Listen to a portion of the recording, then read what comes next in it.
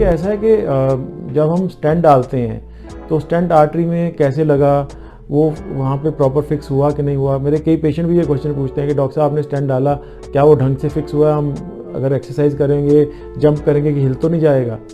तो स्टेंट कैसे पोजीशन हुआ है, हमें जो स्टेंट डाला है वो सही साइज़ का डाला है, लेंथ प्रॉपर चूज़ किया हमने, इस सब को डिसाइड करने के लिए हमारे पास एक नया टूल है, उसे हम OCT कहते हैं। OCT का मतलब होता है ऑप्टिकल कोहेरेंस टोमोग्राफी।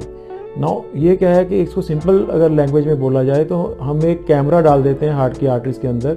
जो कि हार्ट की आर्टरीज़ की पूरी फोटोग्राफ ले लेता है। तो हमें ये पता चल जाता है कि जो हमने स्टेंट डाला वो दीवारों के साथ चिपका हुआ है कि हवा में लटक रहा है। अगर हमें लगे कि वो दीवारों से प्रॉपर नहीं चिपका हुआ तो हम बैलून से उसको और फिक्स कर सकते हैं। अगर हमें ये बता देता है स्टेंट डालने से पहले कि आर्टरी के अंदर कहीं ज़्यादा कैल्शियम या चूना तो नहीं जमा हुआ, अगर वो जमा होगा तो हमें कोई पहले स्पेशल टेक्निक से उस कैल्शियम को हटाना पड़ेगा, तभी हम OCT के बाद हम डिसाइड कर लेते हैं कि हाँ इसमें हमें IVL टेक्निक होती है, रोटा एब्लेशन एक टेक्निक होती है, इससे कैल्शियम को पहले हम हटाएंगे, फिर बैलून करके स्टेंट डालेंगे और फिर स्टेंट को प्रॉपर्ली ऑप्टिमाइज़ करेंगे। तो OCT देखा गया कि अगर हम OCT भी यूज़ करते हैं हम कॉम्प्लेक्स केसेस के लिए, सिंपल केसेस के लिए ज़रूरत नहीं पड़ती, बट कॉम्प्लेक्स केसेस में अगर यूज़ करते हैं